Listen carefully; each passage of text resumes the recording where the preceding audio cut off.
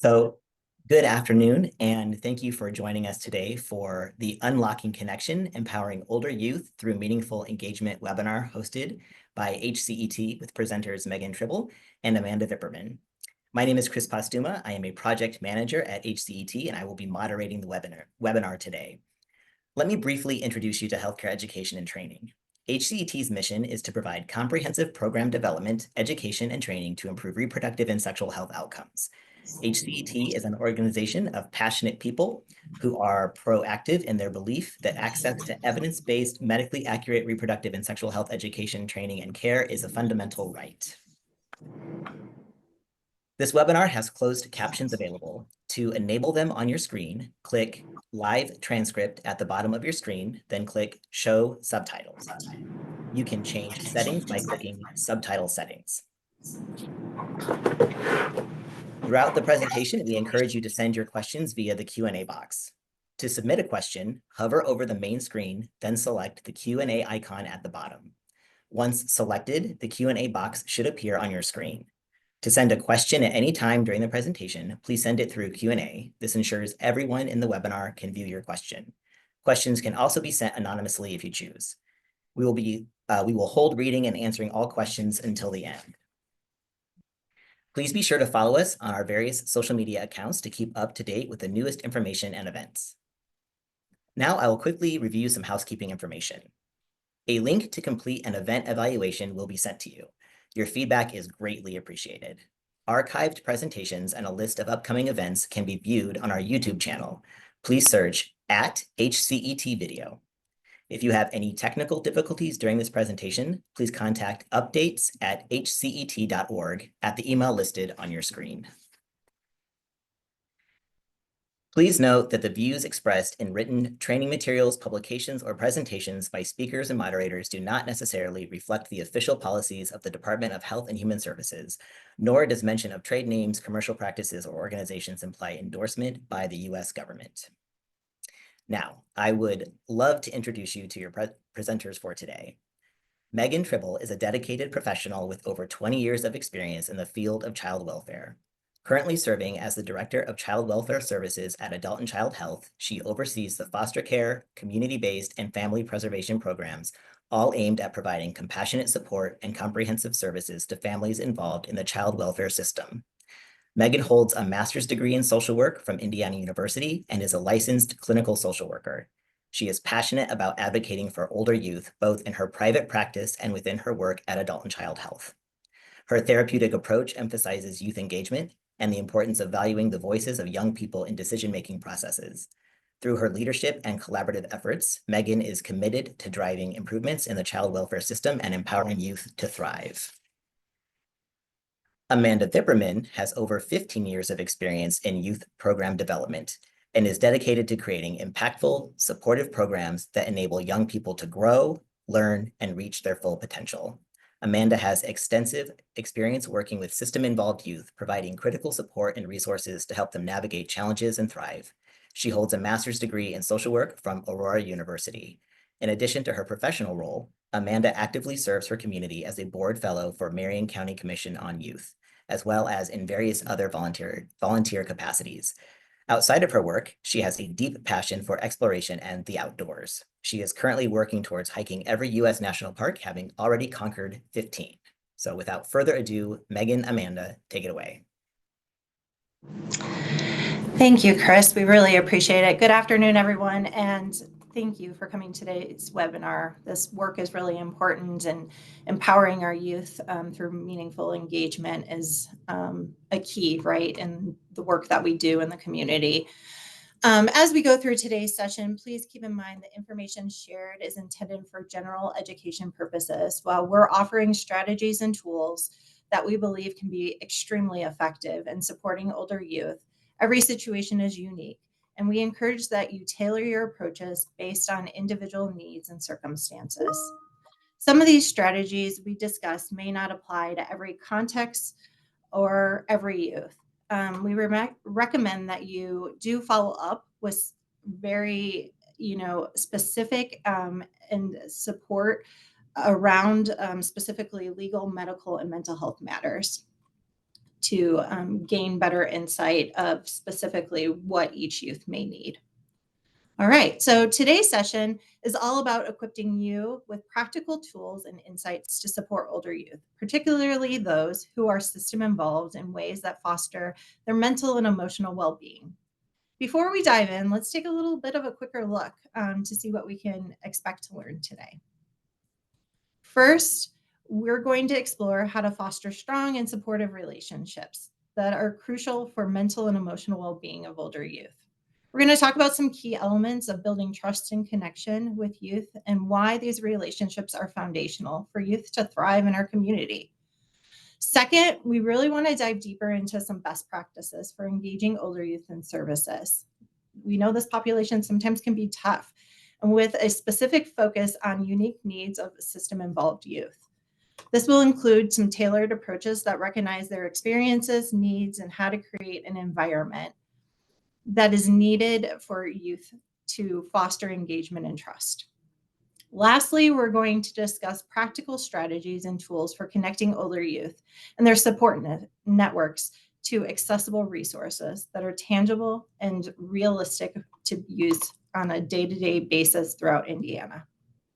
Throughout this session, we encourage you to please ask questions, share your insights, and engage via the chat. We want this to be an interactive experience, and please do not hesitate to share your own experiences and successes that work with youth. So let's go ahead and get started. Next slide. All right, what is Adult and Child? So just a really quick overview. Adult and Child is an integrated healthcare provider in Central Indiana. It is a newly certified community behavioral health center and a federally qualified healthcare center lookalike. We provide mental health, social service, addiction treatment, and primary care through an integrated approach, really trying to meet the clients where they're at and the experience that they're in. Next slide. All right, we're going to go ahead and do a quick icebreaker and have you all kind of interact in the chat. So the first question I would love to ask the group basically is we are going to go ahead and kick off and look at what resources would be most helpful in supporting older youth in Indiana. So I have a few different options up here between job training, affordable housing, mental health and counseling services, education support, peer mentorship program, legal aid, or feel free to type in the chat if you have other suggestions. So again, what resources would be most helpful in supporting older youth in Indiana? Please type in the chat.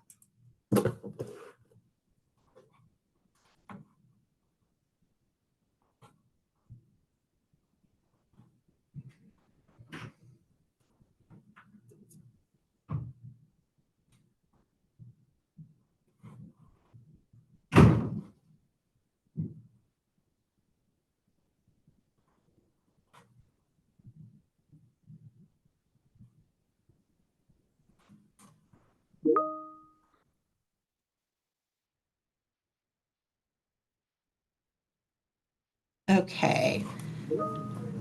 I am not seeing the chat. I don't know if I'm having a tech issue. It looks Okay. like people are responding in the Q&A that the chat's disabled. Oh, Some people responded in Q&A, affordable housing and support for housing transitions. thank you, Megan. Yeah, thanks for sharing. I think these are all really critical, especially for older youth that are transitioning and have experienced trauma and system involvement. So throughout today's webinar, we are really hopeful that we can talk a little bit more specifically about those resources and essential services. All right, we are going to go ahead and jump to the second one. What is the biggest challenges you see for older youth between the ages of 16 to 24 today? So we have stable housing, navigating the workforce and career opportunities, mental health and emotional support, education and training gaps, lack of mentorship or support networks, and/or go ahead and fill in the gap.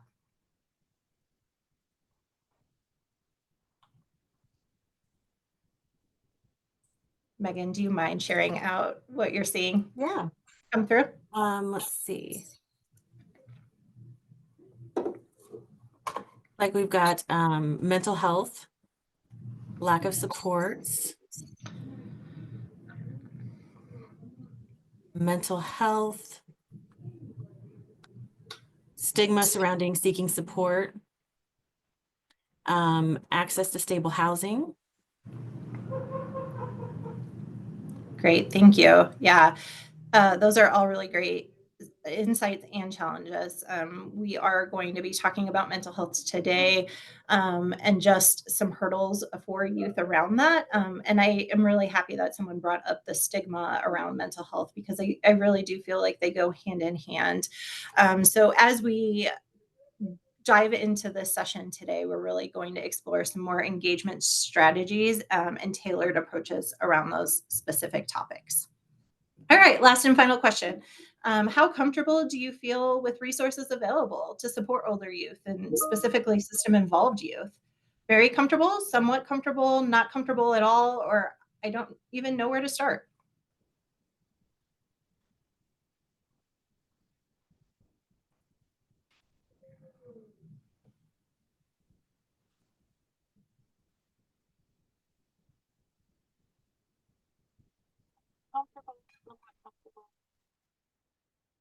Say that again, Megan.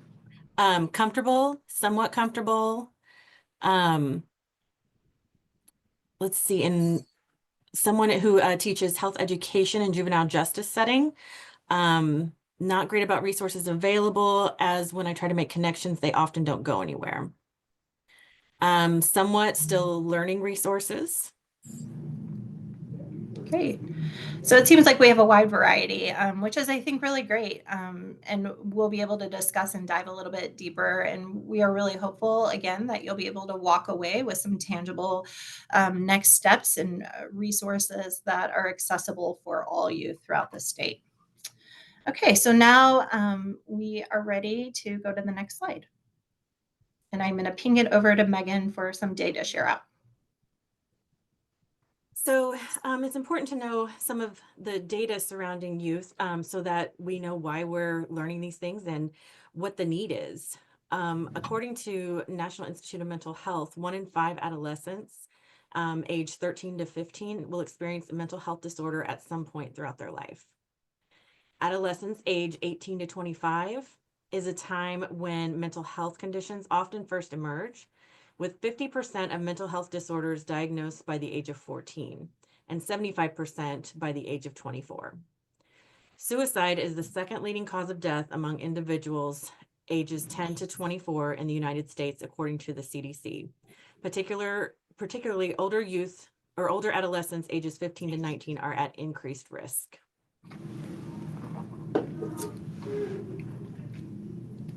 Okay, next.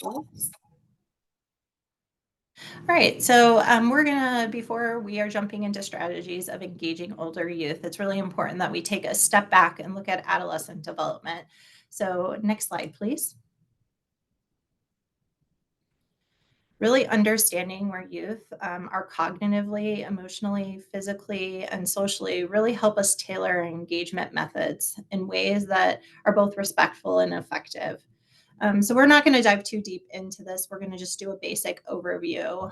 But these are really important things, again, that we are sitting in the foundation of any relationship building approach. So looking at cognitive development, it's really important to point out that adolescents are still refining their ability to think abstractly.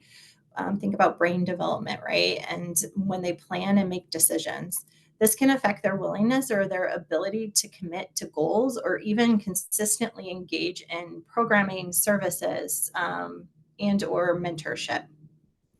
So as a support strategy in this developmental stage, it's really important that we continue to guide you through the decision-making process, right? This does not mean making decisions for them, but really supporting and asking open-ended questions and discussing the possibility of what outcomes could be based on various choices. It's important that we're not inserting our biases, or what we would do in certain situations, but really, guiding that youth through that decision making process allows that cognitive development stage to develop. walking alongside the youth in the journey really sticks out here. All right, so when looking at social development, this is really that peer influence are very important during this stage of development. Many youth prioritize relationships with friends and their self-esteem, which can greatly influence by how they are perceived from their peers. Fostering that strong supportive peer network can help youth develop a really strong sense of belonging. So as a support strategy, really trying to create, right, like groups that are safe and youth can belong, not just in the context of one specific way, really diversifying what those groups and safe places can look like. The next one is physical development. So with many changes of puberty and how youth are feeling about their bodies, it can influence their self-esteem, relationships, and their emotional health. So really as a support strategy in this developmental stage, normalizing changes is really important, and supporting youth navigating these changes with self-compassion and consistently supporting that self-compassion is really important. The last one is emotional. Adolescents often experience intense emotions that are learning to manage them. They are struggling with self-regulation and sometimes having a different time distinguishing between their emotion versus their behavior. So really, this strategy is being a really positive, consistent support that in an adolescent's life that they can express their authentic self and their authentic emotions that are happening with them. And it may be changing on a day-to-day basis. And I think being that adult so that youth can show up in that space. So as you can see, it's super dynamic. It's very layered. But I do just want to ask, what would guide adolescents through this period of growth and change? And how would we ensure that the development skills, resilience, and values necessary really are creating a positive future? So we can go to the next slide. We're going to begin to look at the 5 C's of positive youth development. It really allows us to root in the building blocks that help adolescents navigate the complexities of the stage of life. They are qualities that young people need to cultivate not only success, but to thrive through adolescence into adulthood. So we're going to go ahead and start with confidence. And it's really providing a sense of mastery, right? The ability to effectively navigate various aspects of life, from academics to social to physical health, and those interactions to even personal challenges. So youth who report higher levels of competence in these areas show a higher level of academic performance and problem solving, which is 40% likely for them to engage in school and extracurricular activities. The next one is confidence. And it's really the belief in one's ability to succeed and handle challenges. It is built through experience of mastery and positive feedback from supports and interactions. Connection is the next one.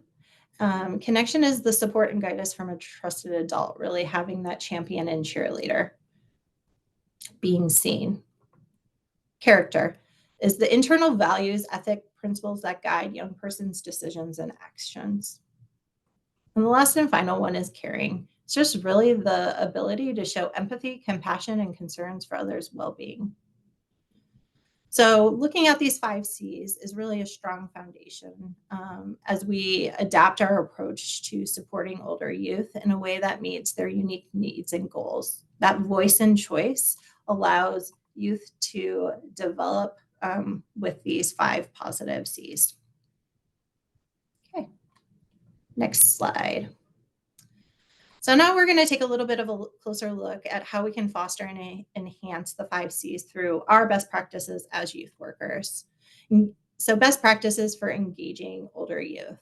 And Megan is going to talk a little bit more here in the next slide, specifically about youth that are system involved. But this is more of a general, just all youth, right? And engaging them and how we can best foster that.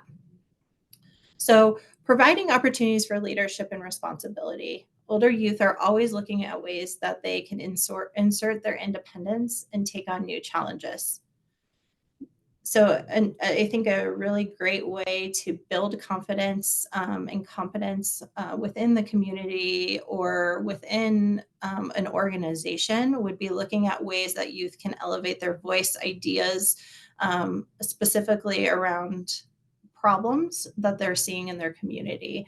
So sometimes having a youth board or something that they can impact youth programming and development is really, really powerful here. Because they have great ideas and they can impact such change. The next one is offering mentorship and meaningful relationships. So as youth are approaching adulthood, they're really seeking deeper connections and a sense of belonging. So encouraging mentorship programs and peer-led initiatives to foster connection and caring.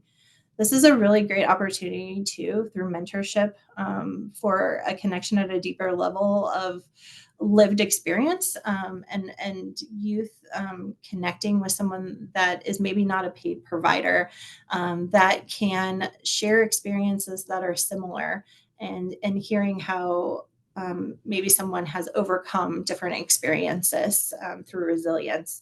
So really this mentorship can create and foster really meaningful growth in a youth life, and it can also create really strong engagement. Real learning and experiences. So creating hands-on experience is really important. I think right, starting with hearing from youth, what are they interested in? What do they enjoy? What brings them joy? What are things that they want to learn and try? And then really trying to figure out ways for experiential hands-on learning around this.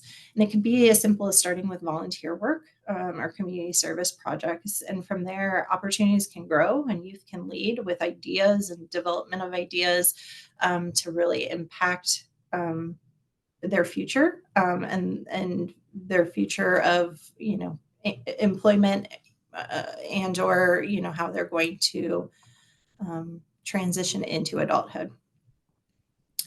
Promoting positive peer interactions and group dynamics. So creating, again, spaces and inclusive spaces for all youth to participate. And I think being really mindful of, and mapping out what are those opportunities that are available and where are the barriers and gaps of different opportunities that are available and access for youth to address that. I think it's also really important with this one to just be mindful of the barriers and gaps around sometimes transportation, maybe sometimes fees related, right, to different group activities that may cause barriers from youth to be able to participate in different group activities. And then the last one is just autonomy. Carving out autonomy and independence is essential, and really giving youth opportunity to make decisions. Megan is going to dive a little bit deeper as we look at system-involved youth. But this is really important to give youth voice and choice around their future and the ability to make decisions for their own life. Okay, next slide.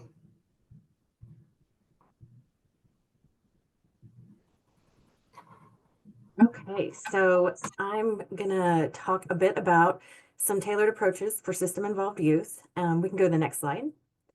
And so when we talk about system-involved youth, today we're gonna talk specifically about youth who've been placed in foster care.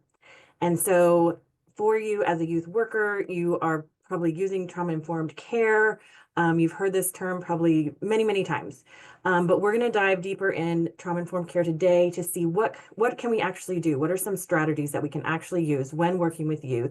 And how can we be trauma-informed, especially with youth who are placed in foster care? When we use trauma-informed care strategies, this does lead to improved engagement. Youth will feel more respected and involved in their care. It will help give youth buy-in to your programs. Trauma-informed care also enhances outcomes by promoting resilience and overall well-being. Safer environments lead to a better client experience. And so when we are practicing trauma-informed care, we are providing those safe environments for youth. And so why is it so important? Well, because of those stats that we read earlier, we have a lot of youth who, especially that are system involved, that have experienced trauma. System involved youth also have a unique trauma in that they've been removed from their homes by some type of government entity, and they frequently will lose the opportunity for choice, voice, and autonomy. In Indiana, foster youth have about an average of 2.1 placements during their time in foster care. And so each one of those moves is considered a trauma for youth. So we already have that trauma of being removed from your home that's at play, plus any other trauma that they may have experienced prior to coming into foster care, during foster care, and potentially after foster care as well. Next slide. And so we're going to look at SAMHSA's 6 principles of trauma-informed care. And those include safety, peer support, cultural, historical, and gender issues, collaboration and mutuality, empowerment, voice and choice, trustworthy, and transparency. Next slide. So the first one we're going to dive into is safety. And so when we talk about safety, we're talking about physical and emotional safety. Physical is that environment being safe from harm and danger, while emotional safety is creating a space for youth to feel comfortable and safe in expressing themselves and feeling accepted. So what strategies can we use to create safe spaces for youth? Next slide. So we can support youth in helping to identify their triggers. And so this is so that youth are better. If youth are able to identify with the triggers that they have, they're better able to manage them. They're better able to understand that, yes, trauma does affect me, and yes, these are my triggers. Here's how I can manage them with some healthy coping strategies. A lot of youth, older youth, maybe have been in survival mode for a long time, and they have coping strategies, and those coping strategies are effective, but they may not be the healthiest. And so one statistic is for youth just nationwide is that 50% of youth who age out of foster care will develop a substance use disorder because they may not have learned healthy coping strategies. And so you may encounter older youth who have substance use disorders, have binge eating, are maybe acting out in certain ways in order to cope with their trauma. So being able to reframe those coping strategies to more healthy coping strategies can help create safe spaces for youth. It's also important to get youth voice to get their input on their treatment plan or service plan or any related activities you're doing with youth. Youth who feel that their input is important, valued, and heard will feel safer to engage in your programs.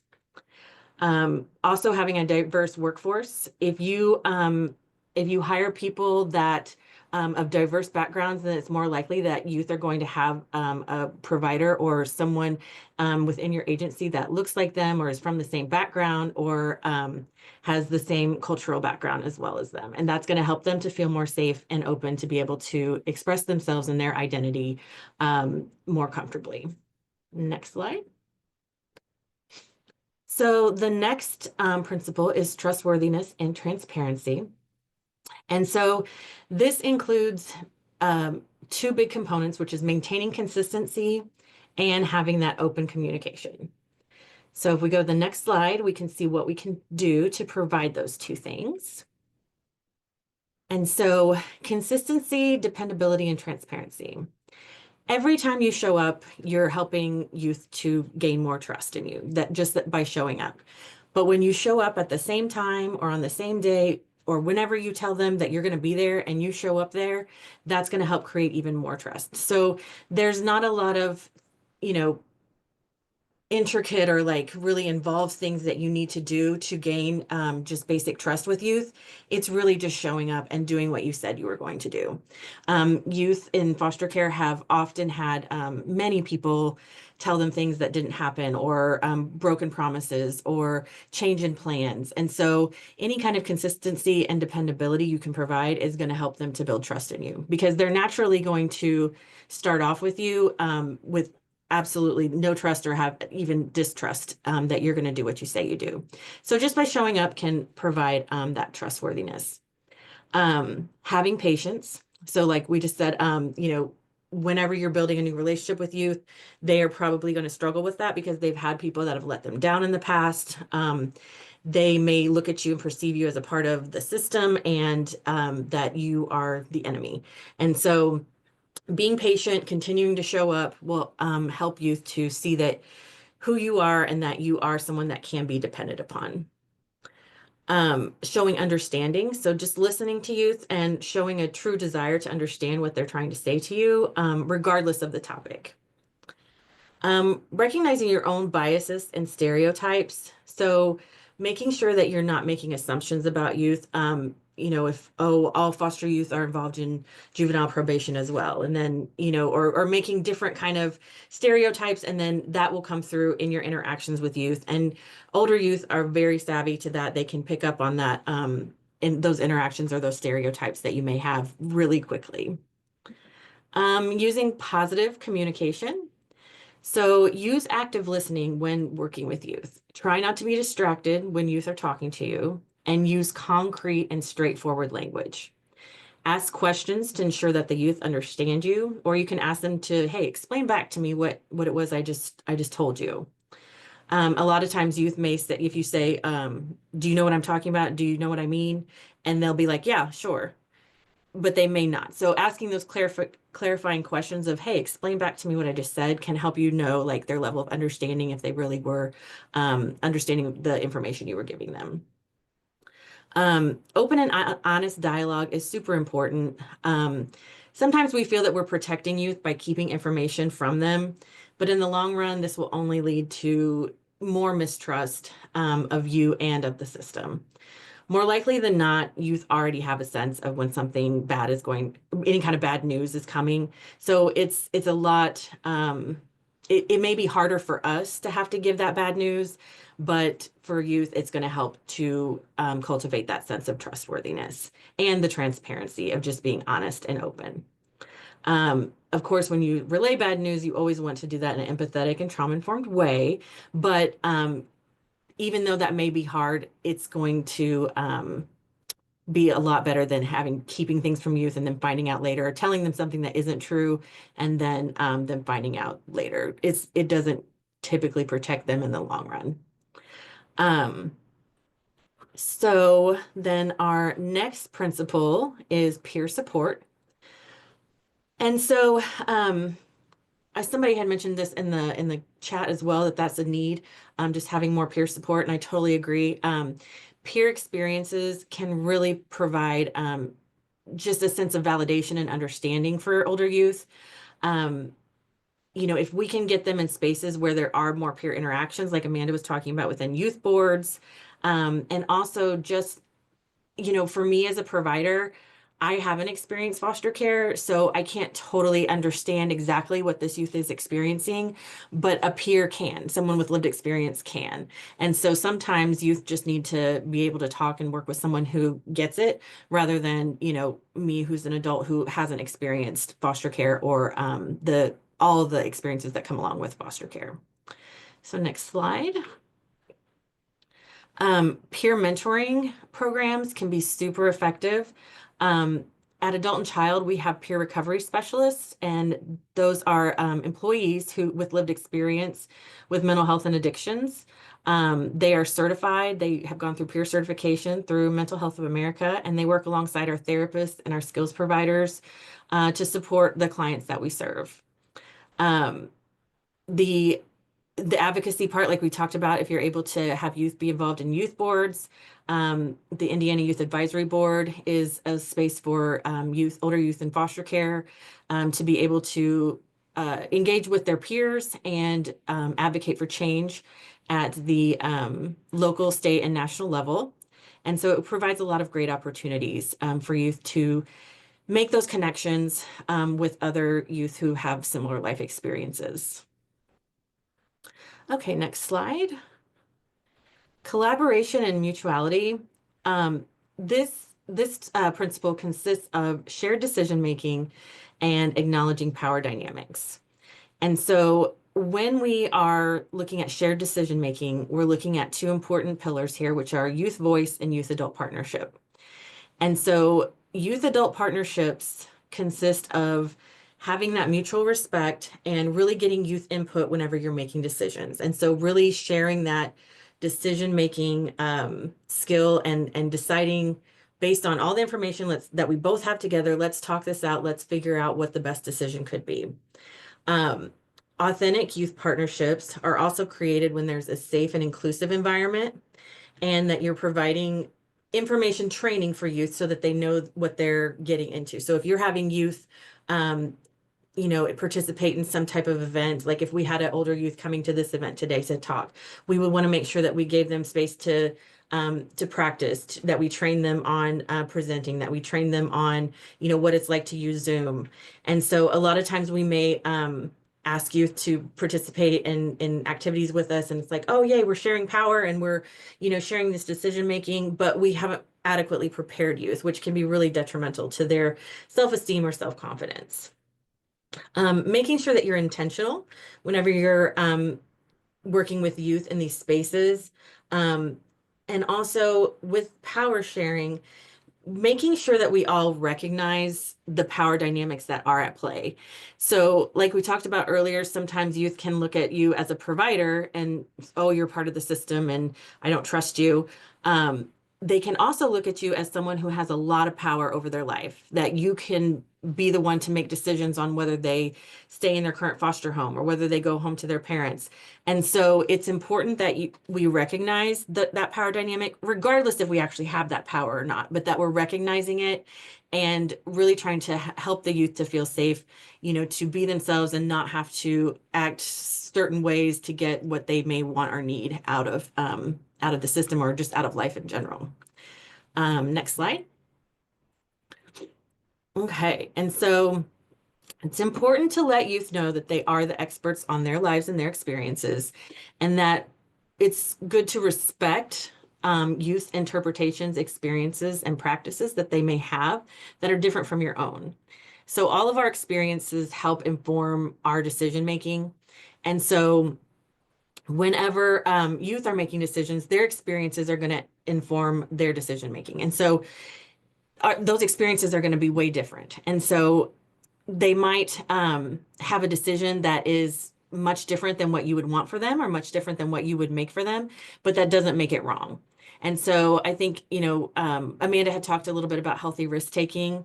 And so that's an important pillar of working with older youth, especially in foster care, because a lot of times in foster care, you're told what to do, when to do it, how to do it, and you're not given the opportunity to learn and make those mistakes, on your own. I know for me, when I was 18, I learned a lot by the mistakes that I made. And so had I had someone constantly like telling me, don't do this, don't do it this way, and this is the successful way, I mean, that would be great. It would have been, less painful, but I probably wouldn't have learned much. And then when I'm out in adulthood on my own, I wouldn't have the skills needed to be able to navigate and make decisions and be able to navigate hard times within my life. If youth give suggestions, if you're asking youth for suggestions and they give them to you, make sure that you're actually utilizing those. Close that feedback loop, let youth know, hey, this is the suggestion that you gave us and we implemented it here. This is what your contributions helped us to change within our program or within your case plan, or we communicated this with DCS and they agreed. So it's important to close that feedback loop. Next slide. And so Amanda talked a lot about this already, but just empowerment, voice, and choice, giving youth autonomy, validating their experiences. And then next slide. And so some strategies are the power sharing that we've already talked about, allowing youth to have decision-making power. So one of the distinctive characteristics of trauma is a loss of power and control. So this is often exacerbated for youth involved in multiple systems who may view their caseworkers, probation officers, teachers as authority figures who have the ability to drastically alter their lives. So again, this is a really big part of trauma-informed care, is allowing space for youth to have control in certain areas, even if it's just, what do you want for dinner tonight? or hey, do you get to pick the snack that we're going to have for group today? And so any opportunities that we can give them to have control over situations is always going to be helpful in their overall well-being and development. Okay, we can go on to the next slide. And so the final principle of trauma-informed care is really respecting the cultural, historical, and gender issues that may be present with youth. Next slide. But establishing a sense of safety and being culturally responsive. And so we have cultural competence, which is knowing about different cultures, different ways to engage with people from different cultures, whereas cultural humility is kind of a newer school of thought, where this is saying we don't know. We don't know everything there is to know about all these different cultures, but we're willing to learn. I'm open to learning. I'm open to asking questions. I'm open to looking at my own biases, my own culture, and I'm committing to lifelong learning about various cultures and asking questions. Next slide. So it's important, some strategies to use in this principle is just to have that awareness, demonstrate an authentic desire to learn, explore youth's cultural identity, and if appropriate, how they want to share that or if they want to share that. Avoiding the generalizations, and then also acknowledging the intersectionality of youth coming into foster care, as well as, trauma they've experienced, as well as their own identity and cultural background. Next slide. So we have a quick video that we were going to have you all watch, and just think about, as you're watching this, some of the strategies we've talked about, the 6 principles of trauma-informed care, and how you might use those if you were this person's worker when she was a teen in her foster care experience. Okay, we can go ahead and play that. Being taken from place to place and being sent to a whole new different city and a whole new different family and people that you've never met before. It's a really confusing experience. You just feel torn away from your community. It's like, just imagine that you were going to work one day and it's just a normal day and you're on your way to work and everything is as it's supposed to be, and you watered your dog and you drank your coffee and you tell your kids goodbye and you go to work, and then the police show up at your job and they say, okay, we're moving you to a totally different city and you don't know anybody and you can't call your family and you can't call any of your friends and you need to leave your phone here and you can't take any of your stuff with you. We'll figure that out later. And they just pick you up and they transport you to a totally different place and then tell you to just wait in this room for a little while because we're going to figure things out. And then they come and bring you a little sack luncheon, and then it's, just a few more hours and we're going to figure this out. Just here, play with this little toy. Okay, put this little ring on a hook. And then they send you to these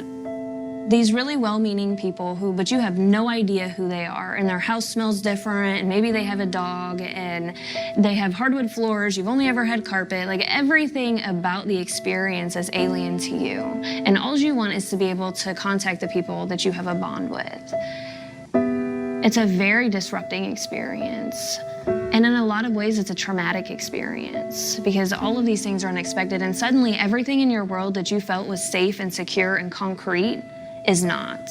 And having those ideas shattered is really difficult, especially as a child, because you need that security. You need to know that here's my bed, I can come home to it, and this is where it's gonna be, and that's gonna be okay. Or here's my mom, and no matter what, she's gonna be there for me, and I can just call her and she'll show up, and that's gonna be okay. When you can't believe that anymore, it starts to make you question, well, what can you believe? Who can you trust? What is a for sure thing?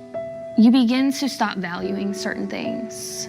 You stop valuing relationships because they're not concrete and they're not going to be there forever. And you stop investing yourself in certain things. And all of a sudden, stability isn't really important to you. Having goals isn't important to you. You are concerned with, where are you going to sleep tonight? Are you going to be safe? Who are these people? Doing a simple thing like taking a shower in a stranger's home is a very disconcerting experience. So the more that you get moved around, the more trauma that you endure in that. Every single move is a traumatic experience. So you can see the consequences later on. And really you can see the consequences pretty early on. As a child who's in foster care, I exhibited signs of not being able to trust other people, of not wanting to connect. I had some really antisocial behavior. I also had a deep dislike for government agencies, for the police, for social workers. Like, I did not believe that they were on my team, because when I'm telling you that this is what I need and you're just not listening and you're saying, well, this is what we feel you need, I can't trust you any longer. As a child, you do not have the capacity to forward think. You are not able to. And scientifically, your brain isn't even wired to do that yet. And so the decisions that you're making are pure emotional. When you're dealing with a traumatic situation and when the people around you don't have the tools to help you deal with that, the decisions that you're making are pure instinctive. And so I just know that if I have this incredible amount of sadness and this incredible amount of fear and I don't know what to do with it, well, maybe I should just run away. Maybe I should do drugs. Maybe I should get in fights. Maybe I should cuss out my foster parents. There's all kinds of different things that happen. None of those things were planned. All of those things were unintended consequences because I didn't know how to deal with the original emotions that I was facing. And so I really just want people to understand that these kids just need help. I don't understand how there's so much funding for foster care benefits, for adoption benefits, for emergency shelters. There's so much funding for that, but there's no funding for family preservation. And had my mom just had a little bit of help, had she have had enough money to buy her own vehicle, had she had enough money to relocate herself from an abusive situation, had she not had to depend on men in the first place for any kind of financial stability, I don't believe that she would have made some of the decisions that she would have made. I don't believe that she would have struggled as a mother, because my mom is a good mom. She just had some hardships and she had nobody to help her. And so I don't understand how there's so much funding to take us away, but there's no funding to keep us there.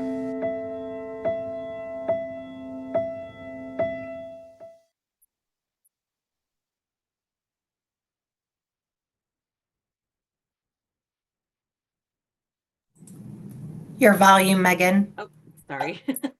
Is it good now? Yes. Okay, I have technical difficulties with my volume. I apologize. That video is from a series through the Kansas City Star that was done back in 2019, right before the pandemic. And so I did want to throw in a little disclaimer there, is that when she, at the end where she's talking about like the funding, in Indiana, we do have a lot of funding for Family Pres now. And that funding came in right around the same time as when the Kansas City Star was interviewing these individuals. And so we do have family preservation in Indiana now, and we don't focus all of our efforts on removing kids. We focus a lot on preservation. And so I just want to throw that out there. But if you ever have a chance to look up on YouTube, the Kansas City Star, and watch all the videos in their series, they're really impactful, and they all feature youth who have been in foster care. There's also two of the videos within the series feature youth from Indiana. So they are a great series to watch. So, but as you were watching that, Michelle really goes through like all of those components, right? All the principles of trauma-informed care, where she kind of hits on all of those, on how they affected her. But do you have any reaction to the video or anything that you can think of as far as strategies that you would have used to help her foster care experience be not as traumatic? And you can throw it in the Q&A.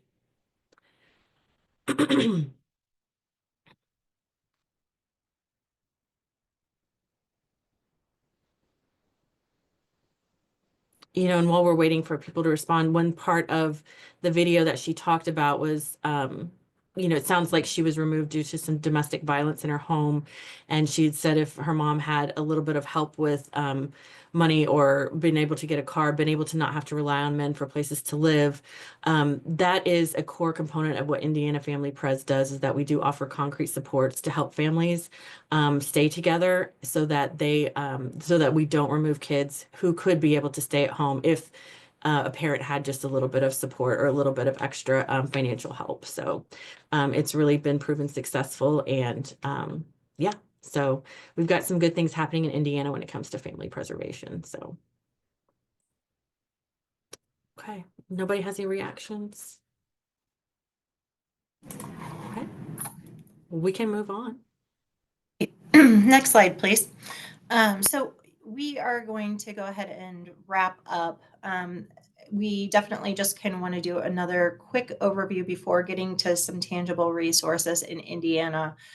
Just one more kind of big picture macro overview of just practical strategies and connection to create really strong connections to youth.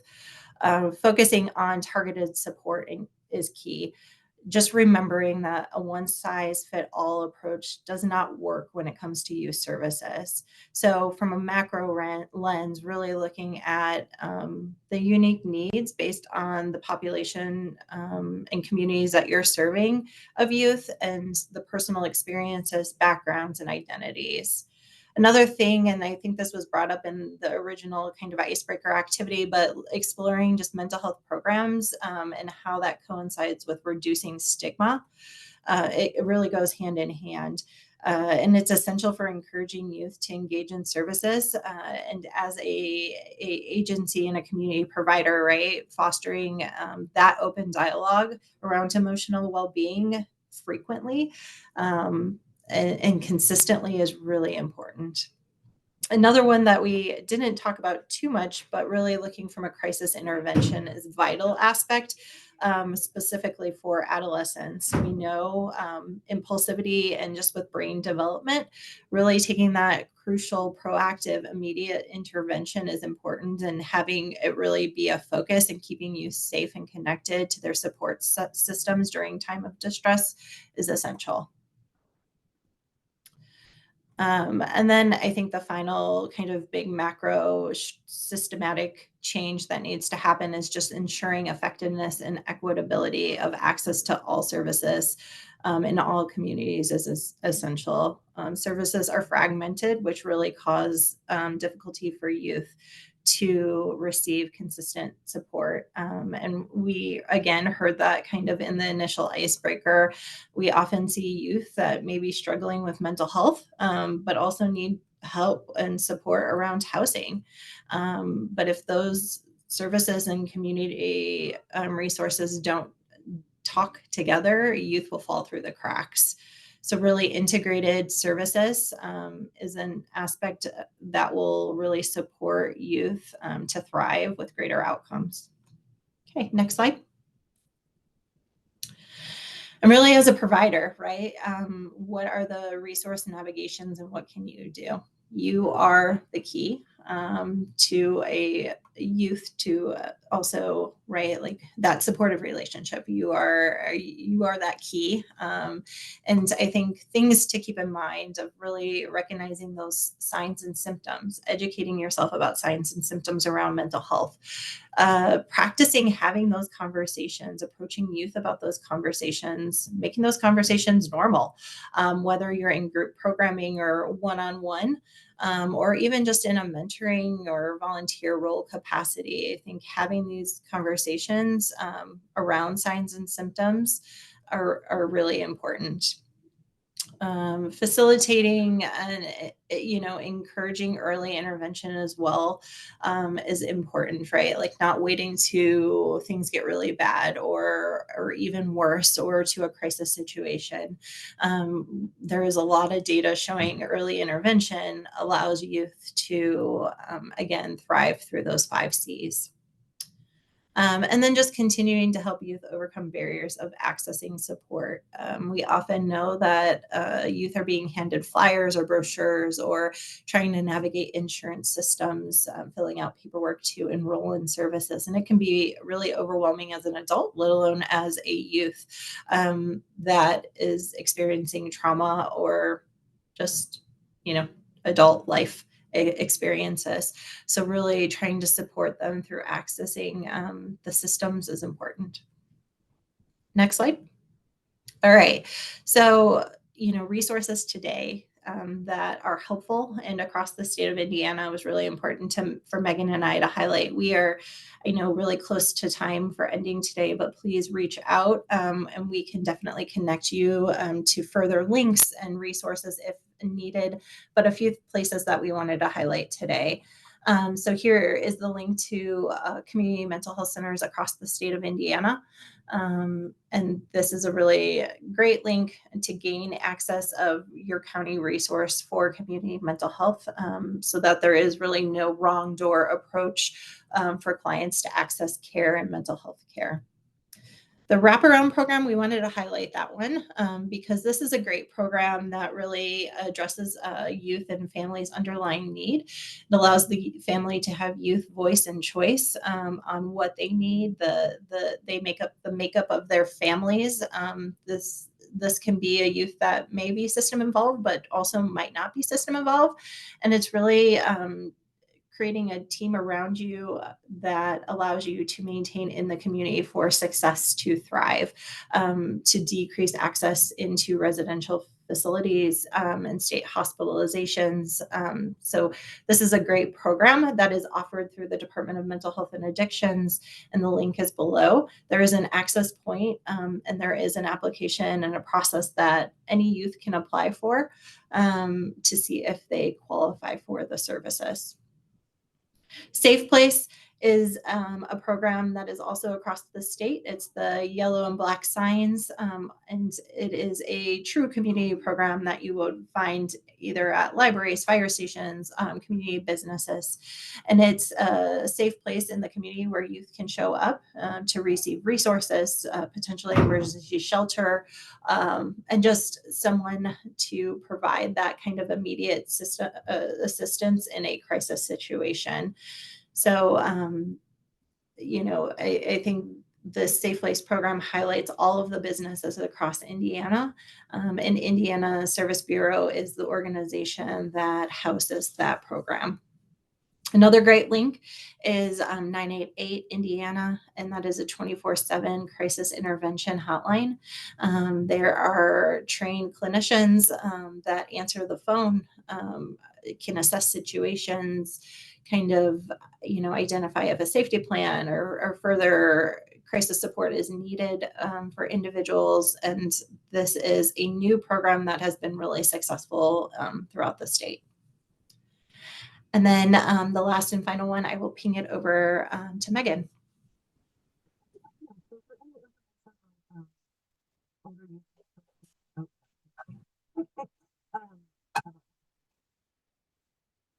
Okay, Megan's volume's not working. So another resource that's available is this Older Youth Initiatives. There are a variety of services that are available for older youth as they transition out of systems into care and into adulthood. So the link is below. And following up with Megan specifically, she can definitely link you to those specific organizations. Okay, last slide.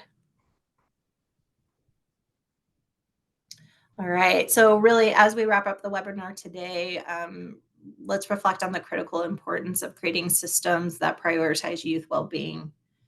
What can you do to ensure your community of youth are being heard, supported, and empowered? That is a question that I would like to leave with you today. The work that you do as youth workers and advocates and community leaders do make the difference, and really ensure that the resources are not only available, but are easy accessible for our youth. So together we can continue to build the communities for every young person to feel supported, to thrive. Thank you all for joining. I believe we have about 3 minutes for Q&A. I'd like to open it up.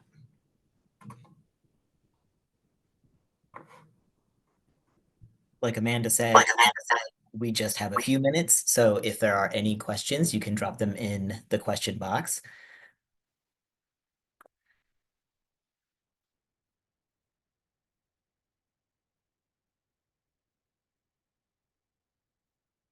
So Amanda and Megan, I actually had a question in thinking about the dependability with youth and knowing that there is just a lot of transition and roles in youth work in general. Could you speak to any advice or best practices when navigating staff turnover and how to sort of minimize the adverse impact on youth?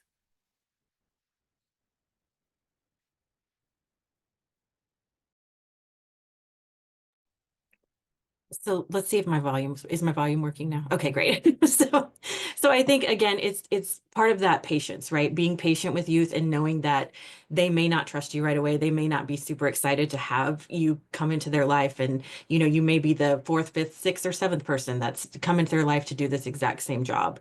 And so just being patient with them and acknowledging that, yes, that does happen, and not trying to sugarcoat it, but just being honest and transparent of, you know, yeah, I know that must be really hard for you to have built these relationships with all of these other people, and now here I am. So I think acknowledging, validating, and patience are the big parts that I would say.